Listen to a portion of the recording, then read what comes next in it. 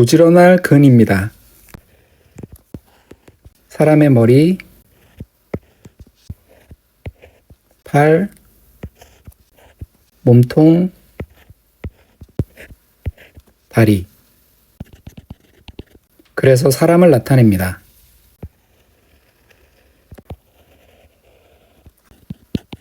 끈으로 묶여 있습니다.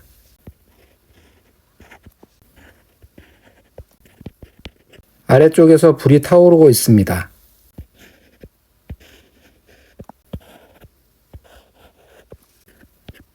사람의 입인데 하늘을 향해 있습니다.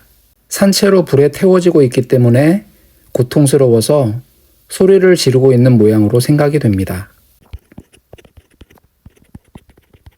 고대 사회에서 신에게 산 제물을 바치는 것을 나타내는 것이 아닌가 하는 설명이 있습니다. 긴 막대기가 있습니다. 끝에 무엇인가가 더해져 있는데요. 농사도구인 쟁기를 나타내는 것으로 봅니다. 농사는 힘이 많이 드는 일이었기 때문에 힘을 나타내는 문자가 되었다고 봅니다. 그래서 이 부지런할 근자는 고통스러울 정도로 힘을 써서 일한다는 의미를 담고 있는 것이 아닌가 생각이 됩니다.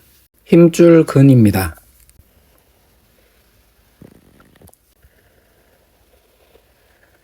고기 덩어리입니다. 그 안에 있는 뼈나 무늬입니다.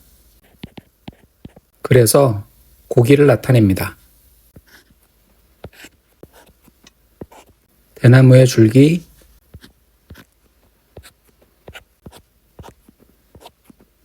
잎사귀를 그려서 대나무입니다. 긴 막대가 있는데 무언가가 달려 있습니다. 밭을 갈 때 쓰는 농사도구인 쟁기를 그린 것인데 농사일은 힘이 많이 들었기 때문에 힘을 의미하는 문자가 되었습니다. 이 힘줄 근자는 사람의 몸 중에서 대나무가 세로로 쪼개져서 실 가닥처럼 보이는 것처럼 섬유 조직으로 되어 있는 힘을 쓸 때 사용하는 부위를 나타내는 것이라 생각이 됩니다. 틀기입니다. 길다란 나무 판자 모양을 가리킵니다. 한쪽에 구조물이 붙어 있고 그 반대편에도 구조물이 붙어 있습니다.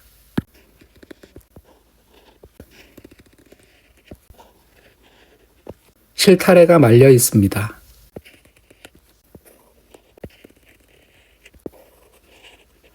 역시 마찬가지로 실타래를 그려서 실을 나타냅니다. 나무로 만든 틀 위에 실이 걸려 있습니다.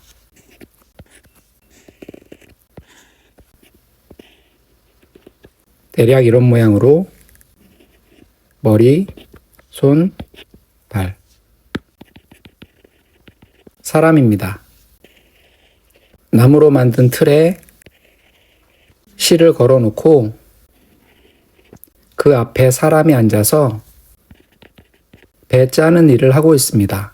그래서 이 부분은 배를 짤 때 쓰는 도구인 배틀을 그린 것인데 이 배를 짜는 일은 엄청난 집중력을 요했기 때문에 세심하다와 같은 의미로 의미가 바뀌어 사용되었습니다. 나무의 줄기, 잎사귀, 뿌리를 그려서 나무입니다. 그래서 나무를 나타내는 문자를 일부러 더해서 배틀을 나타내는 문자를 다시 만들었습니다. 기할 기입니다. 사람의 머리, 팔, 몸통, 다리를 그려서 사람입니다. 아래쪽 부분에 대해서는 다양한 해석이 있는데요. 허리 부분인 것 같고요. 한쪽 다리는 곧게 펴져 있는데 다른 쪽 다리는 구부러져 있습니다. 그래서 절름발이를 나타낸다는 설명도 있고요. 말 안장 위에 앉아있는 모습이라고 보는 설명도 있습니다. 다리를 절뚝거리는 사람은 두 다리가 짝이 안 맞기 때문에 여기서 기이하다는 의미가 나왔다고 봅니다. 부칠기입니다. 사람의 머리,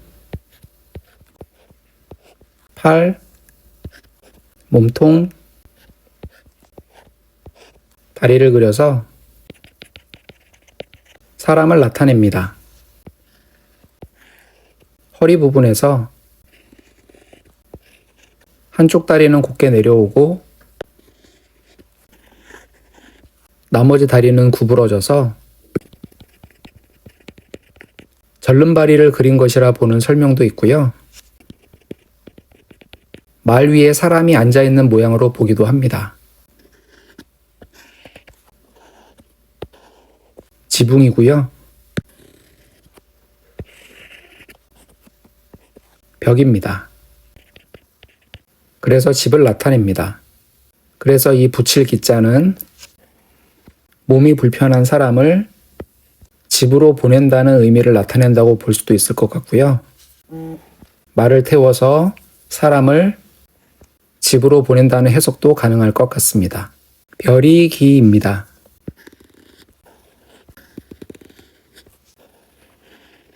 실타래가 말려 있습니다. 끝에 실 가닥이 삐져나와 있습니다. 그래서 실을 의미합니다.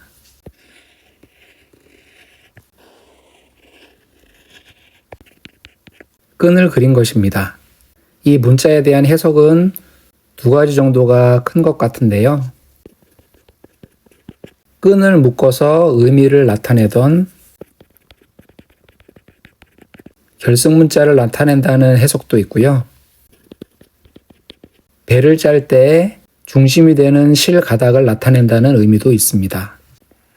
실을 묶어서 의미를 만든다는 의미로부터 기록한다는 의미가 나왔고, 실을 묶어서 무언가가 시작되기 때문에 시작이 되는 중심이라는 의미도 나왔다고 봅니다. 드릴랍입니다.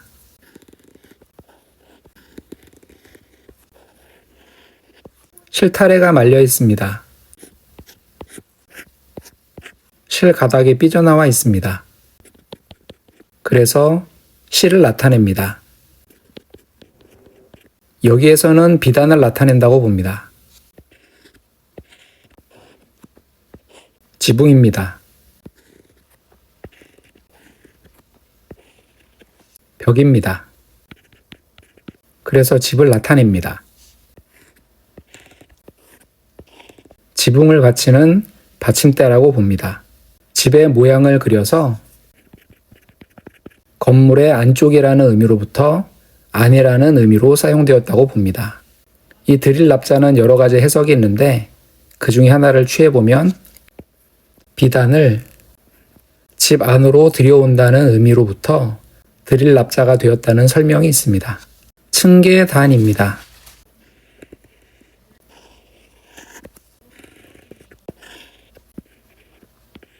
이런 모양으로 사람의 손입니다. 막대기인데요. 지금의 문자에는 생략이 되었고요. 끝에 달려있던 부분이 이런 모양으로 남았습니다. 어떤 도구를 그린 것이라고 봅니다. 절벽인데요. 거기에서 무언가를 캐내고 있습니다. 광석을 캐내는 모습으로부터 조각이나 단편이라는 의미도 나왔고요. 언덕을 파낸 모습이 계단을 연상시켜서 계단이라는 의미도 나왔다고 봅니다. 무리도입니다. 사람의 머리, 사람의 팔, 몸통, 다리를 그려서 사람을 나타냅니다.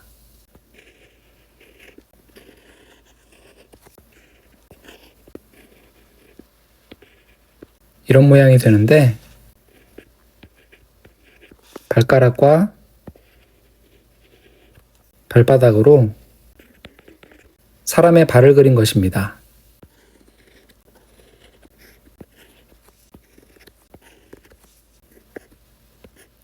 이런 모양이 되는데 나머지를 마저 그려보면 이렇게 되어서 사거리가 됩니다. 사람이 길을 함께 걸어가는 모양으로부터 물이 도자가 되었다고 봅니다. 도둑도입니다.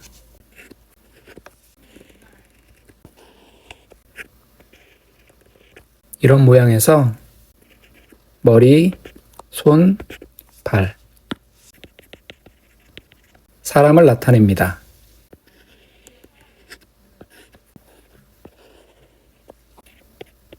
입입니다.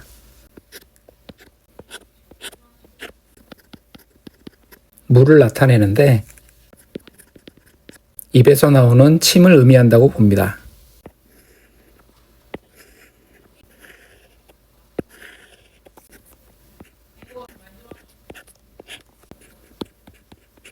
고대 중국에서 사용하던 배를 그린 것이라고 보기도 하고요.